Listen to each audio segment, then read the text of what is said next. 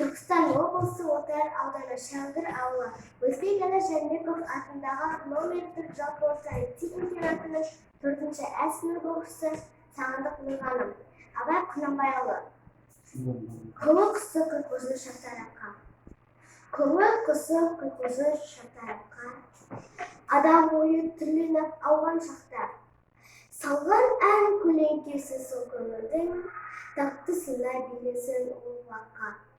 Шырқап қалқып сорғылап тамылжиды, жүрек тербеп оятар бастамайды. Бұл дүниенің ләззаты бәрі сонда, ойсыз құлақ ала алмас мұңайсиды. Ұйықтап жатқан жүректі ән оятар, үннің тәтті оралған мән айтар. Кие зауық күйі мұң дертін қозғап, жас балаша көңілді жықсы батар. Адам аз мұны біле әсаларлы, тыңдаушыда аз, ал ол әннен бақыраларлы. Мұңмен шыққан оралған тәтті күйге, жылы жүрек қайда бар қозғаларлы. Көбінесе ән басы келеді ащы, тыңдайды безгеге болар басшы.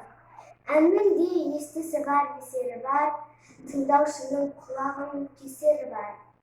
Ақылдының сөзінде ойлы күйді, тыңдағанда көңілдің өсері бар. Білімдіден аяман сөздің майын, ал төлемен білдірдім әннің жайын.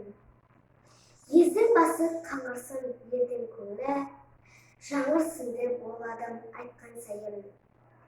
Көкірегімде отырған ойлы адамға бұл сөзінің суреті тұрардың.